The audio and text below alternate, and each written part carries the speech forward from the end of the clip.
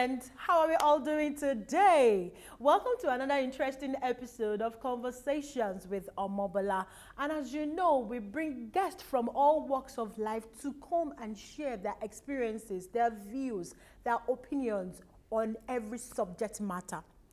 And today, I have an educationist in the building. Join me and welcome OLAMIDE BANKOLE. You're welcome to the show. Thank you so much, Amobola.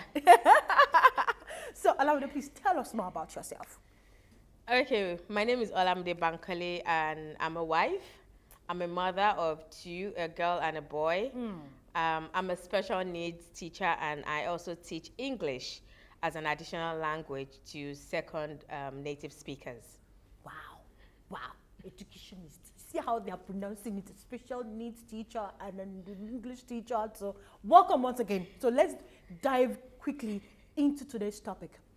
Well, wherever you are, I want you to take a seat, all right, because we will be treating and we'll be discussing a very sensitive topic today. And I want you to be your brothers and sisters keeper. I want you to send this link out as you're watching to all your friends and families wherever they are, because you do not know who might need this video. So please sit back, relax, and I'll open up your mind and just be open-minded as you watch this episode, because we're going to be talking about children with spectrum, or generally they call them autistic children or autism. Am I right? Am I right, Olamide? Yes, but that's not only special needs. It comprises of a lot of children with different learning needs. Wow. See, so today we are going deep. So I just want you guys to relax and just watch and learn, okay, from this topic. So what's your passion really? Why did you go into teaching the special needs kids? Well, I would say the passion actually found me. That was in I studied psychology in school, but I actually wanted to go into organizational psychology. And then I think, well, after NYSC looking for jobs, and I found myself in a school. And I thought I was going to be the HR person over there, but unfortunately, fortunately, I was told that they needed an inclusion teacher for children on the spectrum. And I said, okay, I don't have an experience. I don't know what to do. And I remember the lady, she said, oh, don't worry, we're going to train you. And I said, okay, I'll give it a try. After 6 months, if I don't get it, then I'll have to quit. And it has been an amazing journey since then. I do not regret anything. Really? Yeah. Wow. But it takes special grace to do this, really. Yes, it does. A lot of patience as well. Yes, I never had patience, but they taught me patience. They taught me how to be patient. Wow. So, Olamide, what is actually autism spectrum disorder? So we have different views on that, but basically it's a disability in the brain where it's mainly about social integration, and the brain is divided into two. So the social part and where we use the academic part, and it's where the social part is really, they do not have social integration, but some of them are extremely talented, I would say extremely gifted in some things. If you channel whatever you see they're good at into it. Okay, so that means the parent has to be on the watch to see and know and observe the strength of that particular child. Yes, I've had few students on the spectrum of autism that they love horse riding. I have some that they swim, so they channel that. Some love music, some love to draw. So whatever the strength of the child is, just use it. But however, it's I think at this part of the world is where people are really using, they're working towards their strength. Because back home in Nigeria, we had a lot of students that they were talented, they were gifted, but the fact that the parents didn't have enough money to fund their talents. So that was another thing that a lot of parents actually struggled with, because having a child with different learning needs in Nigeria is quite a lot of money. Okay, so what are the signs we should look for in a child on a spectrum? How do we detect, early detection? How do we detect on time when a child is experiencing or going through this? So I would use for okay. I will start with Down syndrome. For Down syndrome, it's based. You already know once you're pregnant. Most doctors can detect it because of the XY chromosomes. And for autism, you can't detect until I think once after 6 months. Once your child doesn't give eye contact and start not only eye contact and start doctors will say if he or she is not babbling or saying some words At a certain age, then you should be concerned. Some a lot of articles have come up when it comes to children with learning differences. There are some that they're really cerebral palsy. We already know it's. You can easily see that. You can see. When it comes to when it comes to learning disability, you can't really see it. Things like dyslexia, dyspraxia, you can't see it until the child is like 7 years old. Oh, That's where those ones are quite visible. But autism, once is they'd say I think 12 to 18 months. I'm not really sure about that, but early detection is the key. And I have a friend, or I know someone that a child is on the spectrum, and I observed that. But I do not have the license to label a child. I do not have to diagnose a child. I'm just to teach and to ensure that they are able to live a daily life. But based on my observations, I noticed that there's some things this child is actually there's some things the child is supposed to be doing that he There's a isn't delay. doing. There's a There was a delay. delay, exactly. Thanks. There was a delay, and then the mom spoke to me, and she said, "Oh, I need your help. I want to speak to you, and I want you to be candid with me. What do you think about this, this, this?" And I said, "Oh, I'm so happy you spoke to me. That I've been noticing it, but it's not my place to tell you that. Hey, look, your child has autism. We have to know how to speak to parents, and that's another thing I think people need to learn compassion when it comes to children on the spectrum, when it comes to children with different learning needs. A lot of people do not show compassion. You have to show compassion to them, speaking to them, because to be honest, having a child, I do not have one, but dealing with these children every day. And all I can say most times, every morning, I just pray to God that, look, I'm going into school. Dear God, I pray that you bless these children with wisdom, knowledge, and understanding. Let them be able to live a daily life. Let them be able to do basic things. Because, to be honest, I'm a mother with 2 children who are typical. They're not atypical. And imagine having children imagine being a mom that has a special needs. It's really tough on them, and some of them actually also live in denial because they don't want to accept the fact that there is something wrong. It's another thing for you to accept that there's something wrong, and it's another thing to live in denial. Yes. You're still watching Conversations with Omobola. Like I said, if you need a counselor, if you're going through this, you're a parent, you're a mother, you're a father, and you have a child on the spectrum, and it's overwhelming for you, and you need someone to talk to, like a counselor, or you want to go for a therapy, kindly send an email to conversationwithomo@gmail.com.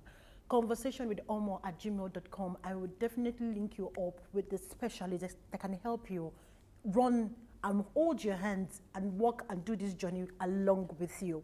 We'll be right back. Stay tuned. Hi, everyone. Keep watching Conversations with Omobola.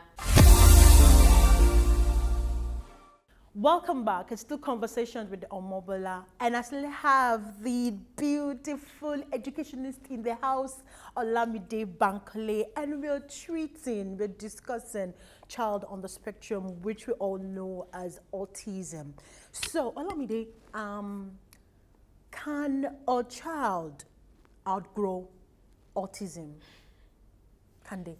Okay, I've been working with children on the spectrum for 12 years now. And I'm not an expert, I'm just a teacher, but I've heard a lot of parents asking, oh, my child doesn't have autism again. Now, autism can be categorized into the mild and the severe. Okay. Now, the mild part, they can live no, not even only the mild part, actually. both severe and mild, they can live a daily life provided you have to ensure that they are on a routine. Ah. Most children on the spectrum, they live by routine. They do not like where that routine can be changed all of a sudden. Repetitive style. Yes, it has to be on the same. And if you're going to change or if you're going to introduce something new to the child, you have to ensure that you start little. You can't just, I'm going to give you an example. Okay. So if I want a child to start learning to swim, I will not just throw the child into the water. Because number one, I haven't discussed this with the child that, look, XYZ, we are going to the swimming pool. Okay. I have to prepare this child weeks before even taking he or she to the swimming pool. And how do I prepare this child? By using visuals. They learn by using visuals because they are visual learners. And they have to see. There's something called, that I used to do, it's called social story. Okay. Social story is, it's a behavior, it helps in, not only for behavior, it also helps them to visualize whatever they're going to do. So if I say I'm going to take a child to swimming and I want him to start learning, I want to prepare him, I will make sure that I have a social story that has visuals of the swimming pool, of the tutor that's going to teach him or her the swimming, of children that are swimming, and of this child basically in a swimming suit right by the swimming pool. So now I can use that to start helping the child that, okay, look, XYZ, we're going to the swimming pool. This is how the swimming pool is. I'm going to start showing videos of children swimming so that he or she already has that image in their head that, okay, this is how it looks like. And once I get to that level, then I can now take that child to the swimming pool. So you have to ensure that you use visuals that helps them. You can't just change their routine overnight. If you are trying to also fade, if I want to fade prompting, for example, in the classroom, and prompting, if I want to fade prompting, I will not just stop coming. I will not just leave the child and say, go on your own and be with your friends. I will not do that. I have to start leaving. I'm going to start with, okay, 5 minutes. I won't be right beside you. I'm going to speak to the child. Miss Ola is not going to be here. I'm going to the bathroom. And for 5 minutes, I want you to do this. I already have the visuals on the table. I already have what he or she has to do. And then I would say, I'm not going to be here. I will be back in 5 minutes. I have a timer. They work with timers also. Set up a timer right in front of them. And make sure you do not exceed your timing. You don't exceed your 5 minutes. You have to be back at 5 minutes. So from there, I start with 5 minutes. I move to 10 minutes. I move to 20. And that gradually, I am fading prompt so that he or she would know that, okay, I'm not going to be there all the time. My mom is not going to be there all the time. I have to be able to do this. I used to teach a child back home, and he was an amazing student. He was a smart kid. And whenever I go into class with him, I have to make sure that his schedules, break time is written. So we started with visuals. Okay. With visual schedule. Break time, I'm going to show children at the playground. Eating time, I'm going to show children him eating. English time, I'm going to show a book, a reading book. Math time, I'm going to show math pictures. If he loves to puzzle. Okay. So his free time, I give him puzzles. Puzzles. I allow him to play puzzles. So I put the visual schedule puzzles. And then every morning, I say, okay, ABC, let's do this. What are we doing today? It says, oh, I am doing English. He puts it by himself. Now you have to teach them. Let them know their schedule. And because these kids are smart. They are really smart. So let them know the schedules. You put English time, math time. Then after my, what do? Then the child would say, I'm going to eat. I'm going to have either my lunch or my either breakfast or lunch. Then you put, so you have a visual schedules, and that helps the child go by routine. When it's time to go home, you put a school bus or and children going into the bus, Wow. and you write home time. Wow. Gradually, you move from the visuals, then you move to writing. Writing. Writing meaning break time, the child will be the one to write it. If he's able to read, if he's capable to read, he will be the one to write. So I had to do that with this child. Another thing they lack is conversations. I will not see you on a daily day and go and have conversations with you if I'm autistic. Or if you come right beside me, I'm thinking in my head, what are you doing in my space? They enjoy their personal space. They do not like people coming to their personal space. So having that, you have to be able to, and they do not have, I don't know, they're not scared of anything. They can see a car moving. They do not know the danger of that compared to us that we know that if I move when a car is moving, the car would hit me. But they do not know that. So we have to teach them all things like that. Wow. And it takes a whole lot of patience. It takes a whole lot of love, compassion to do all that. I should say thank you to you. Let me for all you just said now. Let me just say thank you to you on behalf of everyone watching. Really, having a child on the spectrum can be challenging, overwhelming, frustrating. But I'm telling you that you're not alone. You're not doing this alone. I'm going to cut you there. Sorry. Okay, please. People say that it can be challenging. Yeah. But to be honest, these are children. Yes. It can also be fun because they are smart. These kids are really smart and they are very cunning. Are you Yes. serious? I've worked with a lot of them. They're very cunning. They know how to escape work if they do not work, if they don't want to work. Wow. I remember my head of back home, the owner of the center I was working. She went for a retreat in Ireland, and she went to meet speakers. All the speakers that were there, they were all autistic speakers. Oh. All of them. And there was one, she said, he did not speak until I think he was 12. But and she said, I watched the video, and the guy said, it's not that I don't like to speak. I just don't like to speak to people. Oh, cool. So the very first word he said to his mom was, can I have water? And oh my God. the mom kept on looking, who spoke. And then she noticed it was our own son that spoke that he needed water, and that was the happiest day of her life. Oh my God. So it's not like they know these things. They know these things, but they just feel, I don't want to talk to you. I don't have to talk to you. And people say they are rude. They're not rude. They just don't have filters. They just say, you know how kids can be, that they just say things as it is, and that's it for people on the spectrum. I have a guy on Instagram. He's American. I'm following him. He's autistic, and it's amazing how he has turned his life around.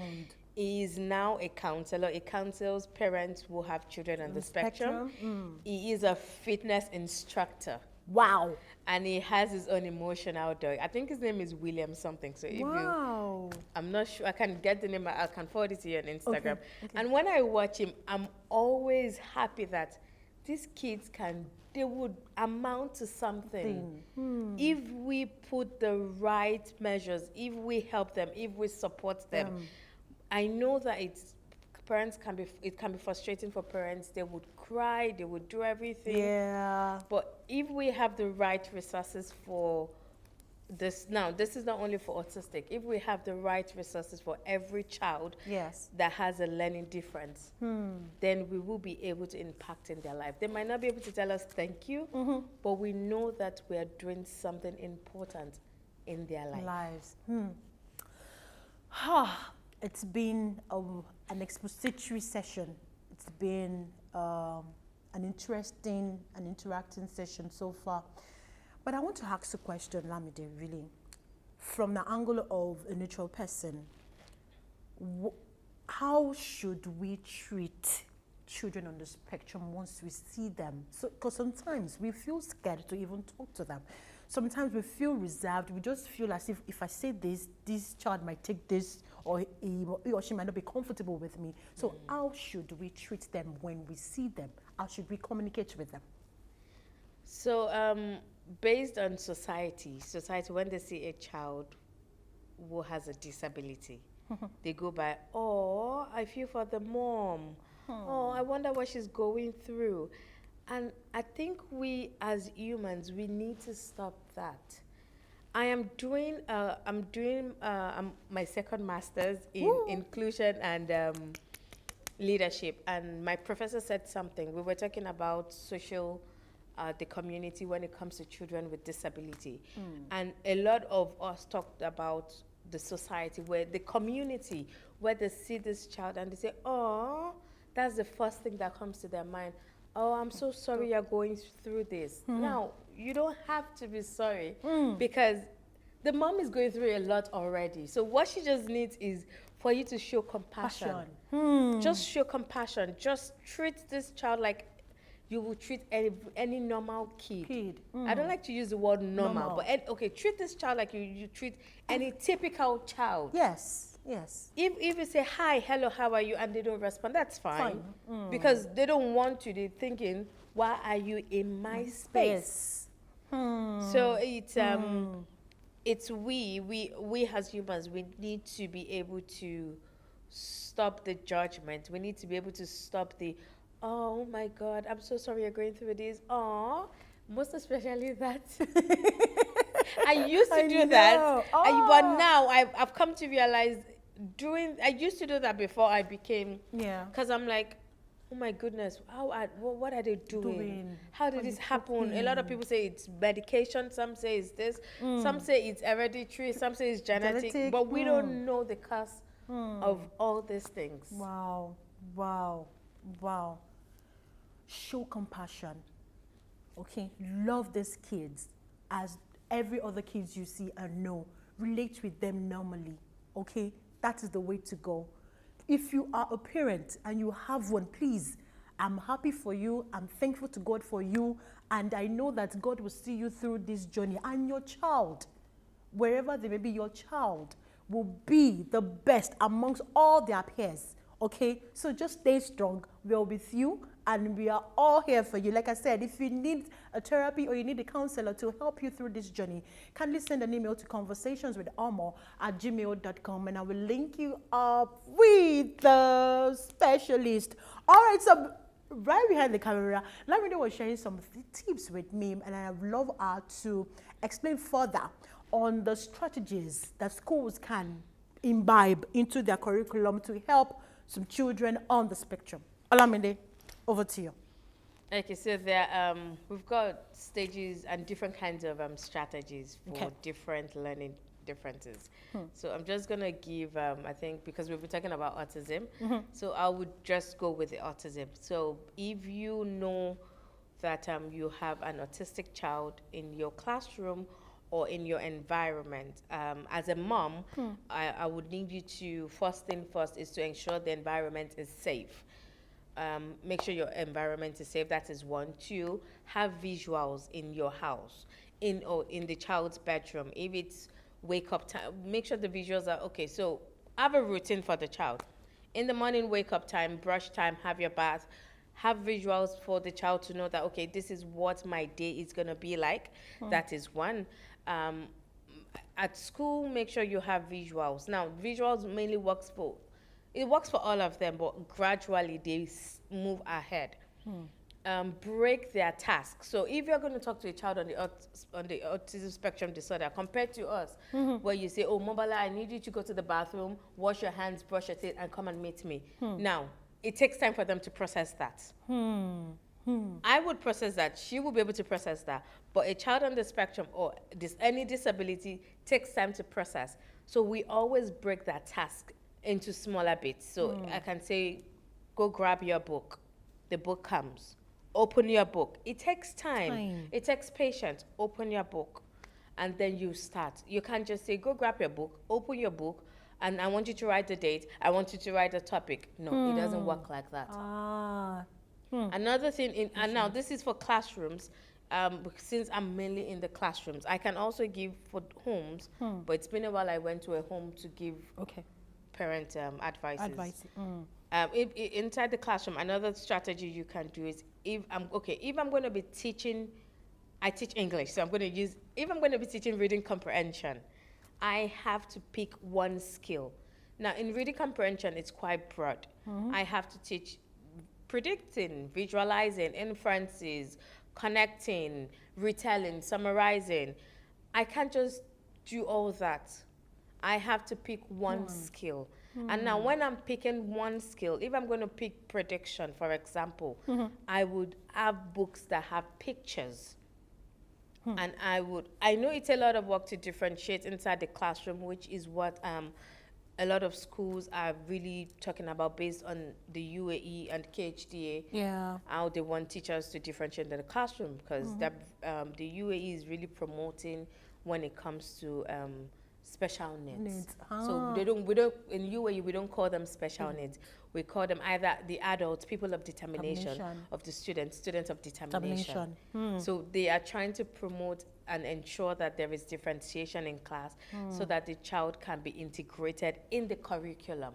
Ah, okay. So that means you can actually register your children in a mainstream school, yes. Oh, they nice. do not have to be in a center. Ah, nice. Now, for the ones in the centers are the ones with the severe cases that they know that they can't be in school. But if the center is able to walk through with the child, then and he or she's ready for school, then they bring them to school. Or some of them, they just come straight into school with a learning support assistant that helps them in the classroom. Now, the teacher has to work together with the special needs department, the parent, and the learning support department, and the learning support teachers, to ensure that there is the child's academic and social is going on smoothly. Wow.